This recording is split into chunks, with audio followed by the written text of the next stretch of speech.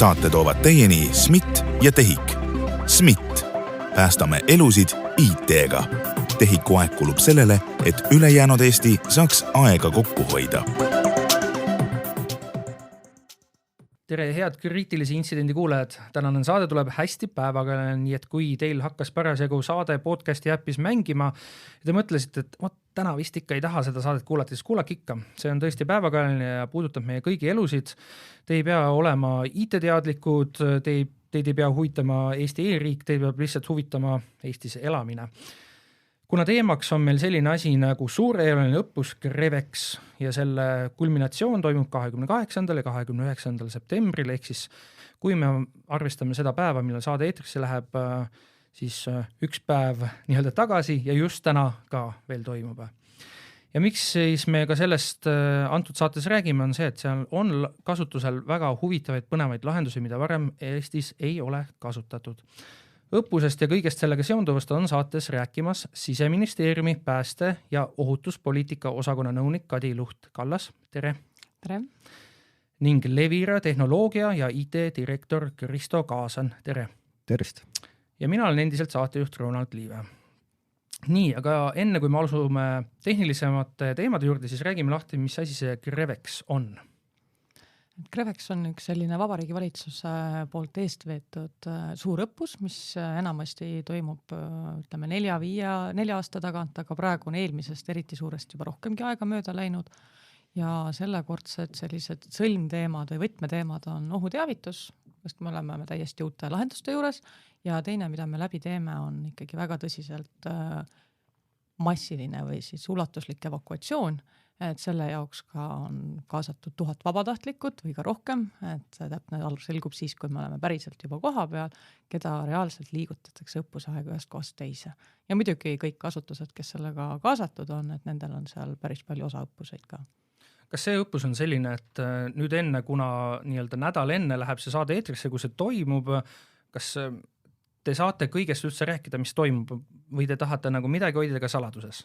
No oleneb, kui detailidesse me läheme, aga me mängime läbi ikkagi väga selgelt ühte suurt sündmust, mis on Muuga sadama territooriumil ja see võib ka lõppeda siis väga suure plahvatusega, mis on küll reaalses elus võttes ikkagi selline väga mitmete asjaolude kokkulangevuse ja doominoefekti võimalus, ehk et väga väikese tõenäosusega, aga elanikel ohutuspäevana on nüüd 24. septembril ka selline lauluväljakul suur üritus, kus on sellest ka rohkem juttu. Et me proovime läbi päriselt midagi sellist, mida me peame vähe tõenäoliseks, aga me tahame olla valmis ka kõige keerulisemateks sündmusteks ja selle läbi mängida. Kas see stsenaarium näeb ette, et see suur plahvatus toimub või te jätategi selle nii-öelda õhku, et võib-olla toimub, võib-olla mitte? Ma julgen arvata, et ma võin öelda, et jah, see peaks toimuma stsenaariumi järgi, aga me selles osas enam ei kaasa avalikkust ja mängime selle läbi täielikult virtuaalses ruumis, et kõik, mis sellele eelnevalt on ikkagi päriselt evakuatsioon ja ohuteavitused, need, mida me ka reaalselt kasutame, on enne plahvatust. Nii palju, kui seda GREVEXi nime guugeldada, siis leiab, et tegelikult see õppus on ju kevadest saadik on toimunud, et mingid erinevad sündmused on lauaõppused, erinevad asutused on seotud. See lauaõppus siis tähendab seda, et nagu ongi kabinetilauas kohtutakse ja siis mängitakse läbi, et mis siis nüüd oleks, kui juhtuks nii ja naa?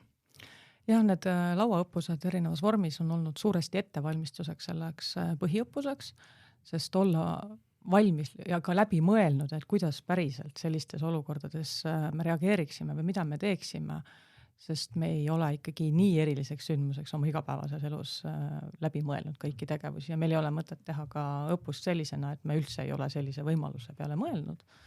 Et erinevad asutused mängivad tõesti läbi oma osasid ja samas me kõike seda päriselt ühe õppuse raames, me ei suudaks seda hinnata, kui me teeks selle kõik ühe korraga läbi, et selles nii palju, kui ma vaatasin, siis ma ei leidnud, et seal oleks välja toodud, et selle õppuse skoopi oleks võetud ka selliseid küberintsidente. Kas see oli meelega, et polegi, ei mahu sinna õppusesse, et seal juba on nii palju asju või kuidas sellega on? Ma päris kindla peale kommenteerida ei oska, aga mida ma tean, on ikkagi kindlasti tugev meedia vastumäng, et küberturbe poolest ma jään selles mõttes vastuse võlgu. No vähemalt saame me kõik ikkagi rahulikult öösiti magada, sellepärast et nii nagu me oleme siin saates varemalt rääkinud, on küll teisi asutusi, kes teevad tihti ja väga tihti tegelikult selliseid erinevaid küberõppusid ka, et mis siis, kui Eestit tabab suur ulatuslik rünnak, et kuidas sellega hakkama saadakse. Üks asi, mille kohta ma tahtsin veel detailsemalt küsida, oli 19. kuni 21. septembrini toimunud 3-täheline lühend oli häkk. Mis see oli? Crevexi raames. Ma ei oska praegu öelda, kus kohas see täpselt välja paistis, et kus sellest küsimusest on teema, aga ma eeldan, et te praegu mõtlete häirekeskuse osaõppust, mis on praegu toimumas ja selle raames erinevad häirekeskuse keskused siis nii-öelda lülitavad ennast välja, et teised keskused kataksid. Aga lähme siis natukene detailsemaks. Ma saan aru, et nüüd selle õppuse raames on kasutusel lahendusi, ohuteavituse lahendusi, mida varasemalt kas ei ole Eestis üldse kasutatud või siis nüüd on hakatud sel aastal küll kasutama, aga õppuse raames pannakse kõik nad korraga tööle. Mis siis täpsemalt toimuma hakkab? Selle aasta algusest on meil ka õiguslikult siis kasutusel üks ohuteavituse kanal, mida me oleme ka 6 korral tänaseks päriselt kasutanud. See on ohualapõhine lühisõnum. Aga samal ajal on meil väljaehitamisel ka sireenide võrgustik, et sireeni meil ühes kohas on juba olemas, Viljandis on ta püsti, aga teistesse piirkondadesse on selle aasta või ka siis järgmise aasta alguseks planeeritud ikkagi vähemalt 22 asulat sireeni võrgustikuga katta. Ja mida me nüüd siis täiesti uutena juurde proovime kasutada, võtame kõigepealt testimisena, on ETV-l ja võib-olla ka ETV Plussi puhul siis, et me saaksime hästi kiiresti teavitusriba ja FM-raadios Vikerraadiokanalil RDS ohuteavituse. Et need on need, millega me nii-öelda täna olemasolevate süsteemide puhul siis testime, vaatame, kuidas õnnestub ja kas siis selle järgselt ka saaks need meie põhisüsteemi liita. Ja siis 2 meie jaoks täiesti uut asja, mille puhul Kristo kindlasti räägib pikemalt, et DAB+ digiraadio, mis meil küll on väga paljudes kodudes juba olemas ja ka autodes, aga millest me ei ole ju päriselt väga rääkinud, aga mujal maailmas väga-väga aktiivselt kasutusel ohuteavituse keskkonnana ka. Ja siis see kõige uuem ja võib-olla kõige ootust tekitavam pikemas perspektiivis on 5G broadcast. Aga ma nüüd annaksegi Kristole sõna, aga ma juhatan nii-öelda sissejuhatava küsimuse panen sellisesse vormi, et see EE-alarm, millest oli juttu, see SMS ohuteavituse teema, sellega ma puutun väga tihti kokku, kuna juhuslikult meil on Kuressaares ja juhuslikult meil on pidevalt vesi reostunud. Pidevalt tuleb sõnumeid, palun ära joo kraanivett ja siis ma pean leidma kuskilt selle teise lahenduse. Aga üks asi, mis mind ei puuduta, kuna ma elan Kuressaares, on see DAB+, kuna see lihtsalt see ei levi veel sinna. Miks see nii on? Sellepärast, et tegemist on täna veel testperioodiga. Digiraadio testimine sai alguse siis eelmise aasta juba lõpus ja täna on Levira poole pealt kaetud ta 3 suurest mastist, kõrgest mastist, Tallinna teletornis, Lääne-Virumaal siis Pehkas ja samuti siis Koeru mastis, mis katab sellise 1/3 Eesti territooriumist siis ära. Aga kohe-kohe nüüd siin oktoobri alguses on lisandumas meile Valgjärve masti üks saatja juurde, et testida just Lõuna-Eestis kuppelmaastikul signaali levikut ja siis me peaksime saama kaetud kogu siis Tallinn-Tartu-Luhamaa maantee niimoodi, et autoga sõites tegelikult siis digiraadio kuulamine on täiesti võimalik. Ja juhtumisi oligi, nüüd kõik saatekuulajad saavad teada, et täna, kui meie seda saadet salvestame, on 20. september, eile, kui mina linna sõitsin, olin küll vaadanud niimoodi, et olite välja reklaaminud, kell 19.30 toimub DAB+ testimine, siis vaatasin välja, et ega ma ei jõua tegelikult selleks ajaks levialasse. Aga mulle üllatuslikult tuli minu autoraadiosse kuskil 19.52, kui ma väga detailselt täpne olen, see teavitus ikkagi ära, kas siis läks midagi metsa, et see teavitus õigel ajal ei tulnud? Metsa, ütleme, et läks midagi metsa, aga testimise eesmärk ongi see, et aru saada, kuidas süsteemid omavahel kokku töötavad. Ja tegime tegelikult järjest seal 3 erinevat katsetust. ja tõesti see viimane oli siis seal 1950 kanti, et kus kohas siis tuli ka juba funktsionaalsuse poolest mängu siis see, et lülitati sinu raadio siis sinna Vikerraadio programmi peale siis ümber. Eelnevalt lihtsalt jäi puudu see programmi lülitus, aga see ohuteavitustekst Vikerraadio programmil oli siis kõikide katsetega olemas. Jah, Klassikaraadio siis oli see programm, millele siis lülitati, et täna Rahvusringhäälingu poolt osaleb siis tema siis testis seal Klassikaraadioga. Aga selleks, et nüüd olla Crevexiks täiesti valmis, on meil plaan siin nüüd lähipäevadel korra veel läbi testida kogu ahel, et tõepoolest siis oleks see valmisolek olemas. Aga et kui võib-olla tehniliselt või üldse sellest digiraadio olemusest nagu veel rääkida, et siis digiraadio pakub täna kuulajatele lisaks siis kvaliteetsele helile ja tegelikult siis nendel suhteliselt palju lisavõimalusi, et üks ongi siis näiteks ohuteavituse funktsionaalsus, kus kohas on võimalik siis saatjate ja mastide kaupa saata häirekeskuse poole pealt juba otse siis raadiotesse mingisugust lisainformatsiooni. Et igapäevaselt, et te olete ka sõitnud autoga, näete, et seal on juba olemas kanali või programmi logod on olemas, sinna on vaja, võimalik on kuvada näiteks laulusõnu või ka selliseid liikuvaid pilte, et Duo Raadio näiteks on üks, kes siis väga aktiivselt otsib neid just erinevalt lisaväärtust sellele ja testivad ka oma programmidele, et kuidas see kõik nagu välja paistab. Aga kelle tagada on selle DAB+ kasutamise just see küberturvalisus, et keegi pahalane ei pääseks sinna ligi ja ei saaks seal ise mingit väljamõeldud ohuteavitussõnumit edastada? Kas see on Levira pärusmaa? Kogu see ahel nüüd on koostöös siis Rixiga, Eesti siis kommunikatsiooni riigi infosüsteemi kõigil läheb meil sassi. Sihtasutus. Et ühesõnaga Rix on siis see asutus, kelle poolt see ohuteavitussignaal meieni jõuab ja see ahel on siis selles mõttes mitte üle avaliku interneti, vaid privaatliinina ja sinna vahele keegi ei tule. Et üldjoontes kogu siis selle ohuteavituse küberturvalisuse eest siis on riigil omad institutsioonid, kes vastutavad ja selle silma peal hoiavad. Nii et kuigi nii-öelda võhikule võib jääda mulje, et neid raadiojaamu on meil siin sadu ja tuhandeid, tegelikult vist küll natukene vähem, et siis see ei ole ikkagi niimoodi, et te peaks nende raadiojaamadega ühendust võtma ja kuidagi neile andma selle info edasi, et nüüd palun tehke, vaid ikkagi teised kanalid on selle jaoks. Jah, täpselt. Aga see DAB+, jah, nagu ma ütlesin, panin puid alla teile, et õigeks ajaks ei jõudnud, aga peab tunnistama, et see oli küll, võttis mind nii-öelda tähelepanu kohe, ma olin just sattunud Pärnu maantele, kus on 110 ala ja ma mõtlesin, et ma saan nüüd Tallinna ja kõike seda ja siis tuli selline mingine heli. Kuigi ma sain aru, et see heli ei olnud tegelikult vist see, mis sinna õppusraamas oli pandud, see oli lihtsalt, et Klassikaraadios oli parasjagu mingi selline laul mängis, mis äratas nagu kuulaja huvi ja minu loogika ütles seda, aga samas ma tahtsin oma küsimusega jõuda sinna, et vaadates suuri Hollywoodi filme, seal on nagu tuleb mingine heli ka, et kas selle põhiõppuse raames lisaks sellele sõnumile tuleb ka mingi heli? Digiraadio poole pealt ei tule, ehk et seal siis jah, Klassikaraadiol, nüüd ma täpselt seda stsenaariumit ei tea, et kas uudistetoimetus sel hetkel paneb mingi lisainfo veel juurde või mitte sinna, aga lihtsalt jah, tuleb ekraanile siis teavitus ja lülitatakse, vahet pole, kas te kuulate näiteks Äripäeva või kuulate seal Duo raadioid või teisi raadioid, et siis lülitatakse kõik digiraadiod sinna Klassikaprogrammi peale ja sealt siis info edastatakse.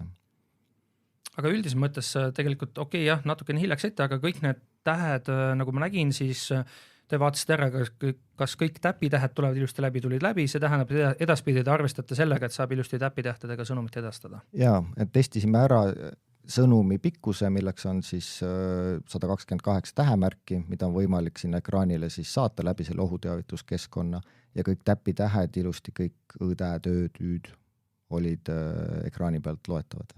Kas kuskil on pandud see loogikaga ka paika, et kui nüüd reaalses elus läheb seda vaja, et milline see sõnum on, et milline nii-öelda see sõnastus seal on, et kõik saaksid aru, et kui ma nüüd seda loen, et see on nüüd reaalne situatsioon, kus peab siis olema tähelepanelik. Me väga konkreetselt lepime kokku tegelikult homme toimuval koolitusel, et mis need kindlad kriteeriumid on, et SMS-iga me oleme selgelt kokku leppinud põhikomponendid, et meil on alati teada, et mis oht on, mida teha, kes teavitab, kust leiab lisainformatsiooni ja kes on see seotud asutus, et kes teavitab. Et mis meil praegu on ka täiesti kindel, on see, et iga inimene saab alati kontrollida, et kas ohuteavitus ükskõik millises kanalis on, kas see vastab tõele ja selleks on kriis.ee veebileht. Ja kui ei saa veebi minna, siis saab seda teha 1247 telefoninumbrilt. Ja kui ei saa sinna helistada, siis saab veebist, siis panna televiisor mängima ja kui televiisorit ei näe, siis panna raadio ja kui raadiot, no kuskilt peab ikka see info tulema. Ja me oleme praegu kokku leppinud selle, et kuigi Kristo ütles, et 128 tähemärki on see piirang, siis me püüame jääda 64 tähemärki juurde, mis meil on piiranguks ETV kanalil ja mis on RDS-i piiranguks, et me ei kuvaks sarnases kanalis erinevat teksti. Aga SMS on kindlasti oluliselt pikem ja põhjalikum, sest SMS on seotud konkreetselt selle ohualaga. Et see, mis läheb meediasse, on laiema teavitusega. Ja, et sa tõid selle raadioteema sisse, et ma võib-olla laiema pildi saamiseks korra täpsustan selle üle, et Levirale on pandud siis lisaülesandena või kriisi ülesandena hoida üleval Eestis siis 2 raadioprogrammi üle-eestiliselt ja 2 televisiooniprogrammi. Ja see tähendab seda, et tänane siis analoograadio, FM-raadio on ehitatud oma infrastruktuurilt taristu poole pealt nii töökindlaks, et kui ei ole näiteks internetiühendust või puudub üle Eesti elekter, siis meie mastides on olemas raadiosignaal nii Vikerraadio-programmil kui ka Raadio 4. Ehk et seesama, et kui sa kuskilt infot ei saa, siis sa lähed autosse, lükkad oma autoraadio Vikerraadio peale ja kui on tõesti kriis, siis sealt sa kuuled seda, et mida sa pead tegema ja kuhu poole sa pead jooksma. DAB+ puhul on see võimalus, et te saate, nagu näide siit käis läbi ka, kuulan mis iganes raadiojaama ja mind lülitatakse automaatselt teisele raadiojaamale, kus siis seda ohuteavitust edastatakse. Kas FM-raadio puhul on ka selline võimalus? Kahjuks FM-raadio puhul jah, seda võimalust ei ole. Et FM-raadio puhul me saame tagada selle, et see RDS-teavitus, mis nüüd tuleb samamoodi siis Rahvusringhäälingu poole pealt ja mis on selle 64 tähemärgi siis pikkune, et see siis kuvatakse sinu siis raadioseadmes. See lühend RDS tähendabki seda nii-öelda tekstili sõnumit siis? Ja, see, kus sa täna näed siis, mis raadio sul mängib, mis lugu sul on eetris või mis saade on hetkel siis kuulatav. Kui palju, tähendab, see on siis sõnum kõigile eestlastele, et hankige endale koju raadio, mis oleks vähemalt siis FM-raadio kindel või siis see DAB+. Need DAB+, ma saan aru, et koduraadiod on ka nagu suutelised seda vastu võtma. Ja, et täna juba poelettidelt leiab päris laia valikut. Hinnaklassid on tõesti nii nagu FM-raadiotegi puhul seal alates 340 eurost lõpetades juba 100 eurodega, et vastavalt siis kvaliteedile, mida keegi tahab enda kodus kuulata. Ja alates 2020 aasta detsembrist on ka kõikides Euroopa Liidus müüdavatel autodel kohustuslik digiraadio vastuvõtt. Ehk et kui siis digiraadio tulevikust nüüd üldse paari sõnaga rääkida, siis täna TTJA poole pealt on käimas avalik konsultatsioon, kus kohas kõikide turuosaliste ja seatud asutuste käest küsitakse siis tagasisidet nüüd sellele testile, mis meil siin aasta aega peaaegu on nüüd käinud. Ja sealt tuleb siis tõenäoliselt aasta lõpus mingisugune otsus, et kuidas digiraadioga Eestis üldse edasi minnakse. Et see, mis meil praegu eetris on, et see on test ja et millal nüüd reaalne ja siis päris programm hakkab tulema ja üle-eestiline signaal hakkab levima, et see siis selgub tõesti aasta lõpuks. See SMS-põhine ohuala teavitus, siis EE-alarm, kuna see ongi asukohapõhine, siis loogika ütleb seda, et seda kasutatakse aktiivsemalt, kui meil praegu jutuks olnud on ta siis FM-raadio või DAB+ kaudu edastatavad sõnumid. Kas see loogika peab paika? Jah, kindlasti, et meedia automaatseks teavituseks või siis väga kiireks ohuteavituseks meediakanalite vahendusel me ikkagi näeme ainult selliseid olukordi, kus tõesti oleks ta teistele kõigile oluline ja vajalik. Ja mis ta meile annab, on lihtsalt see, et me võidame ajas, sest muul juhul me peaksime hakkama ajakirjanikega kokku leppima, et meil nüüd on vaja kiiresti mingi tekst kuskil ette lugeda, minna stuudiosse ja alustada kogu seda esitlemist. Aga kui me saame seda teha sellisel tekstilisel kujul ja võimalikult lühikeste ahelatega, siis me saame seda teha tegelikult ülimalt kiiresti. Ja see ongi ka meie siis selline õppuse üks eesmärk ohuteavituse vaates, et kui kiiresti meil õnnestub neid teavitusi edastada.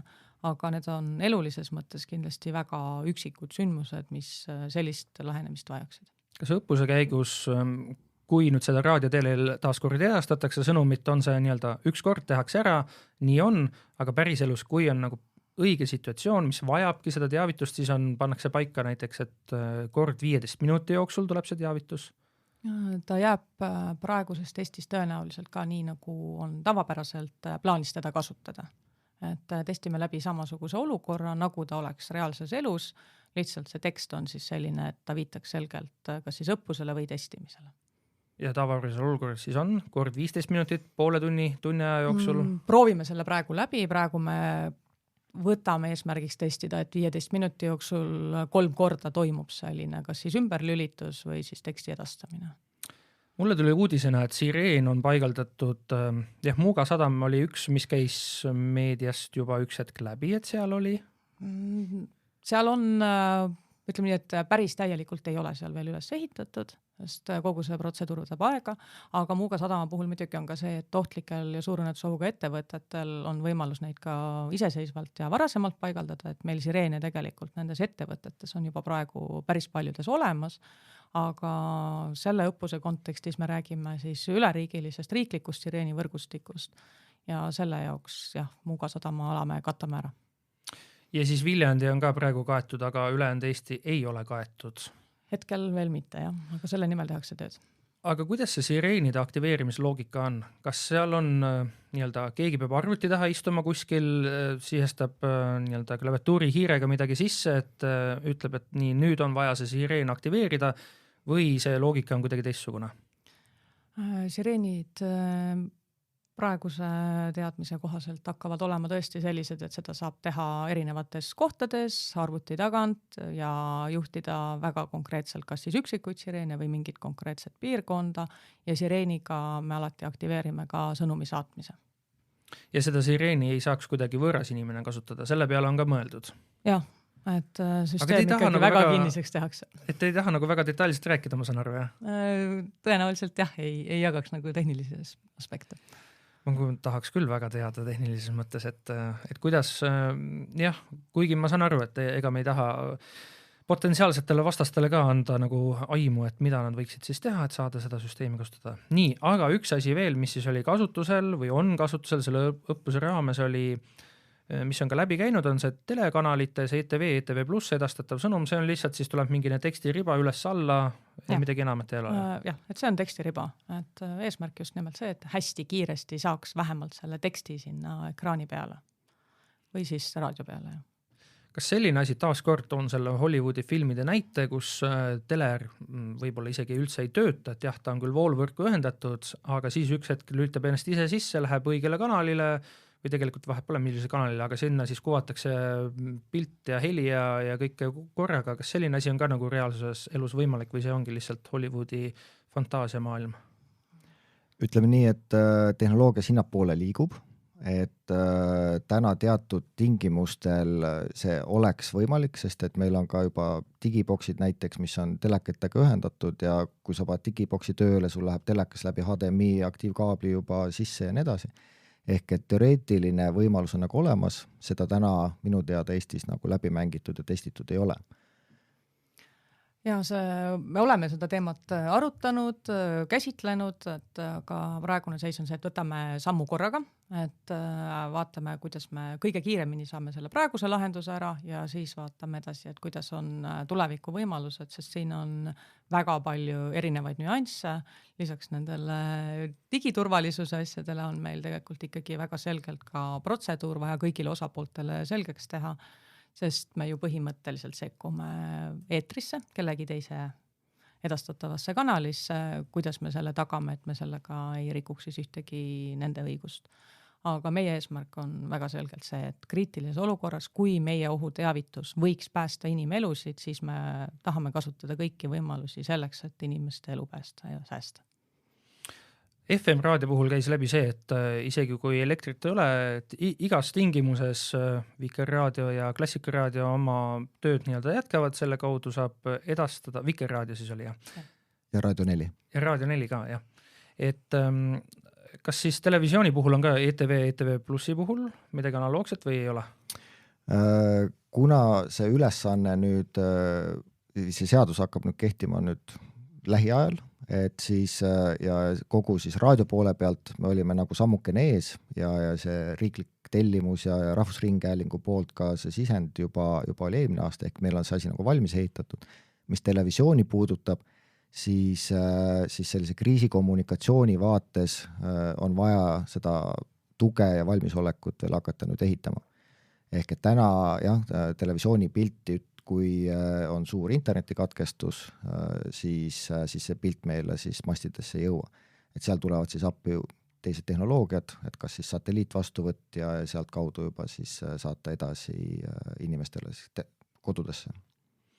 Üks asi, mis veel õppuse raames on kasutusel ja mille kohta mina guugeldades väga ei leia üldse infot, ehk siis ma ei tea, millest me hakkame rääkima, on 5G broadcast.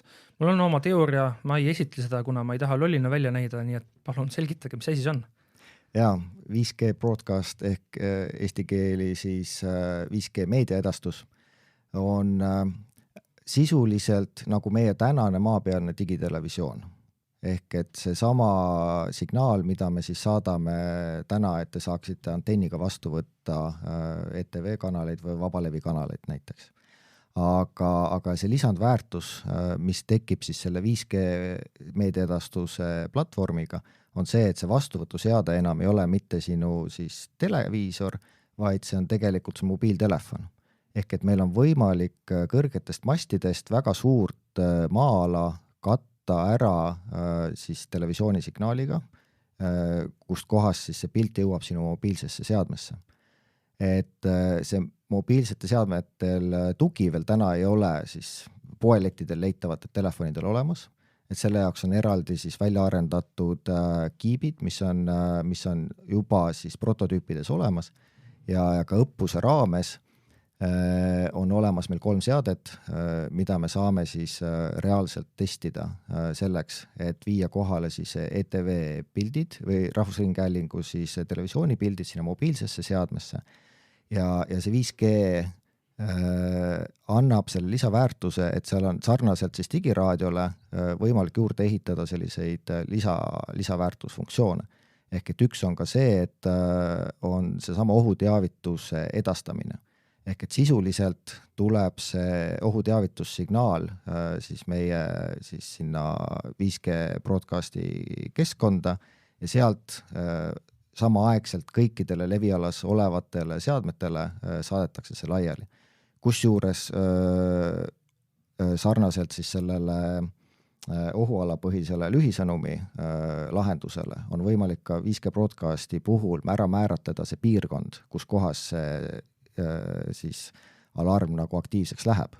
Ehk et kui meil on eeldatavalt siis probleem siis Muuga sadama piirkonnas ja siis juba häirekeskuse poole pealt on ära siis määratud ohuala, siis selles täpselt samas ohualas siis need seadmed, kes seal on, saavad selle sõnumi kätte. Ja sisuliselt see vahe, mis siis nagu tavatelefonidel või ütleme mobiilioperaatorite ja siis selle 5G broadcasti vahel on see, et meil on võimalus just hästi suurtel võimsustel ja kõrgelt see signaal kaugele saata. et sisuliselt kui Tallinna teletornis see signaal läheks eetrisse, siis tekiks selline 80 kilomeetri suurune raadius, kus ühest saatejaamast on võimalik siis seda teavitust saata. Et mobiilimastid on teadagi sellised 60-80 meetri kõrgused ja neid on vaja hästi palju selleks, et katta siis mingisugust piirkonda ära. Aga kui see mobiilimastides näiteks peaks elekter ära kaduma või andmesidega midagi juhtuma, siis need samad jaamad, mis meil on varustatud juba generaatoritega ja varulahendustega, siis need saavad saata seda signaali edasi. Aga tegemist on tulevikutehnoloogiaga. Täna on meil saadud siis laenuks Rode Schwarzi poolt üks testsaatja, pluss samamoodi need 3 siis vastuvõtuseadet, aga on näha, et tulevikus tal on potentsiaali edasi areneda. Siin kasutusjuhte on väga palju, mida maailmas testitakse, et me ei ole siin kohas eesrinnas. Me oleme küll sellest tehnoloogiast rääkinud juba, ma arvan, 3 aastat või 4 aastat, aga seekord isegi soomlased jõudsid meist ette ja nendel oli see lahendus juba eelmine aasta üleval. Nii et. Aga testime ära, teeme õppusest omad järeldused ja siis saame edasi liikuda, et kuidas ja kas seda tehnoloogiat Eestis arendama hakata. Aga kuna see eeldab, et ka sinu seadmes, mis seda vastu võtaks, oleks see konkreetne kiip, siis see tähendab, et isegi kui soomlased on nii-öelda mõnevõrra ees, siis ega neil soomlastel, tavalistel inimestel tänaval ei ole ju taskus telefone, mis oleksid suutelised seda vastu võtma. Ehk siis me veel jõuame järgi. Ja jõuame. Nii nagu korra käis nagu läbi, et Taap Plussi puhul vähemalt minu näide oli see, et ma üldse ei kuulanud autoraadiot, ma kuulasin mingi Spotify'st mingi muusika mängis ja mul tuligi lihtsalt hakkas auto mängima seda raadiot, siis selle 5G broadcasti puhul ma saan aru, et loogika on nagu sama, et sa teed ükstapuha, mida sa selle seadmega ütleme, et see on telefon, siis tulevikus teed, et sulle ikkagi tuleb siis see teavitus sinna kohale. Jah, täpselt nii on ja isegi olenemata sellest, kas sinu telefonis on sees operaatori SIM-kaart või mitte, sest kogu see lahendus töötab ilma SIM-kaardita hoopis teise siis tasemel. Ehk et sa võid samaaegselt surfata internetis või on see telefon sul lihtsalt kuskil lauanurgas ja korraga hakkab sul siis nüüd selle stsenaariumiga siis hakkab reaalselt ikkagi nagu taskusireen sul tööle, karjub ja isegi vaegnägijatele siis ta hakkab seda ette veerima, et mis seal ohuteavituses kirjas on. Ta teeb küll seda täna inglise keeles ja suhteliselt kohmakalt, kui eesti keeles see ohuteavitus edastada, aga täitsa toimib, et pärast saate lõppu mul on üks video, võin siin jagada. Paneme siis nii nagu Väljamaa keeles öeldakse show notesidesse ka selle, kui saab selle videolingi. Praegu siis selle õppuse raames on kasutusel 6 erinevat sellist tehnoloogilist lahendust. Kui palju nii-öelda unistustest neid lahendus üldse kokku võiks veel olla? Või põhimõtteliselt ongi, kui kõik need on ära rakendatud, töötavad, toimivad, siis peaks kõik olema juba olemas see info, et mis toimub Eestis? Eks me peame tegema enda testimise pealt selged järeldused, et mida ja kuidas me tahame päriselt kasutusele võtta. Aga mis on teisest küljest veel eesmärgiks on ikkagi see, et me suudaksime võimalikult palju erinevaid lahendusi ära katta. Et siin vahepeal on läbi käinud, et kui side on maas, kui elektrit ei ole, et asi, mida me ka uurime, millega me püüame sammu pidada, on satelliidi vahendusel ohuteavituse edastamine. Et selle kohta on selle aasta jooksul 4 Euroopa riigis katsetused, testimised. Järgmine on oktoobri alguses Küprosel. Ja see on siis võimalus, kui kasutada ükskõik millises seadmes satelliidi positsioneeringut, kui see on seotud Galileoga, siis Galileo vahendusel on võimalik tegelikult riigil tellida ohuteavitust nendesse seadmetesse. Aga praegusel hetkel on veel arendusel siis see osa, et kõik need seadmete tootjad ka sellise lahenduse enda seadmesse siis installeeriksid. Et see oleks seal olemas vaikimisi, et kui sa oled siis väljas, oled ühenduses satelliidiga ja sellesse piirkonda saadetakse ohuteavitus, siis sa sellega saaksid. Väga huvitav jutt oli, ma natukene seletan lahti, kuna me kõik oleme küll Euroopa Liidu kodanikud, aga paljudele võib tulla uudisena, mis asi Galileo on, aga sisuliselt ütleme lihtsustatult seesama GPS, mis teil telefonis on, lihtsalt eurooplaste versioon sellest, kui sul on taskus kõige uuem telefon, siis sellel on see tugi olemas, nii et sa ei pea muretsema, et sa peaksid jälle midagi uut endale ostma. Väga tore on teada, et on toimumas selliseid arenguid ja neid võimalusi on veel. Kadi, ma tahtsin teie käest küsida ühte asja veel. Ukrainas teadupärast käib suuremahuline sõda ja nemad võtsid kibekiirelt kasutusele ka sellise õhuhäire alarmäppi, mis muide ma soovitan kõigil tõmmake oma telefonid ja saate aru, kui ebameeldiv on Ukrainas elada. Mul on see telefonis olemas ja tõesti neid teavitusi tuleb ikka väga palju. Nii et teeme kõik selle nimel, et see sõda saaks ruttu läbi. Aga see äpp, kas juhtumisi Siseministeerium on ka mõelnud selle peale, et kui mingil põhjusel Eestis peaks midagi analoogset vaja minema, et mis see meie kasutusmudel siis on? Kas lähtuvalt sellest, et meil see EE-alarm on juba olemas, me ei vaja eraldi mingit analoogset äppi või selline äpp tuleks ka kasuks? Tegelikult meil on üks äpp juba olemas, Ole valmis äpp, mille osas on küll esialgne arendaja Naiskodukaitse ja ta on praegusel hetkel kasutusel selles mõttes nagu hästi abivalmilt kõigile inimestele, sest kui me vaatame seda SMS, mis meil on ohuala põhine, siis Ole valmis rakendusesse saad ära märkida selle ala, mille kohta sa teavitusi tahad saada. Ehk et sa ei pea ise selles kohas füüsiliselt viibima, aga saad oma vanematele või naabritele öelda, et vii mu koer ära või midagi muud. Et me püüame kõik selle oma süsteemi arenduses ikkagi arvestada, et me saame seda sama Ole valmis äppi kasutada ja seda ka arendatakse lähiajal kindlasti selles valguses, et ka see oleks asukohapõhine, oleks seotud sellega, kus ma füüsiliselt asun ja vastavalt siis arendustele ka tegelikult seda sama õhuhäire funktsionaalsust sellele võimaldada. Ja äppides teine, kus meil on olnud ka juttu, kus me tahaks ohuteavitust kasutada, on siis M-riik või siis mobiilse riigi äpp, et milleks teha veel erinevaid äppe juurde. Et pigem see, et mis meil on sellised rakendused, mida inimene võiks kasutada, siis me nendes oleksime päriselt olemas.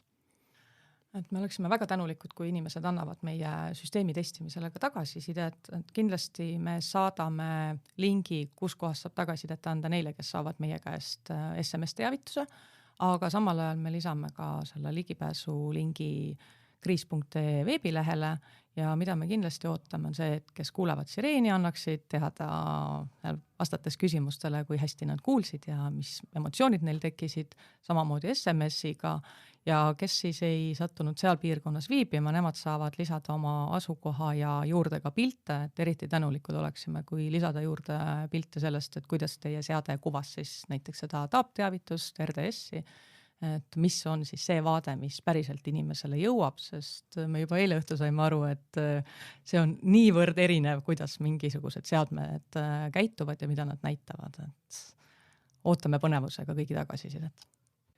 Nii, aga meeldetuletuseks siis saate lõpuks, et Grevexi õppus 28-29. september toimub selline suurem osa sellest, nii et kui te asute Muuga sadama läheduses, ümbruses, siis ei tasu paanitseda, kui te näete hästi palju inimesi seal ümbruses või kui teile autoraadio, koduraadio hakkab mängima klassikaraadiot, siis kui te ise ei soovinud kuulata parasjagu klassikaraadiot või soovisite näiteks tund aega hiljem seda kuulata.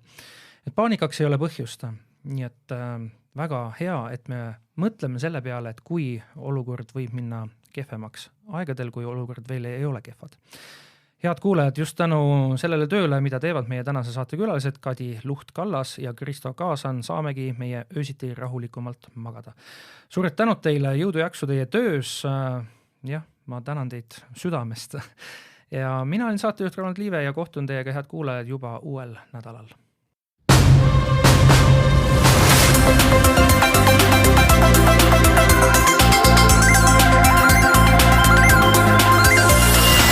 Saate toovad teieni SMIT ja TEHIK. SMIT. Päästame elusid IT-ga. TEHIK-u aeg kulub sellele, et ülejäänud Eesti saaks aega kokku hoida.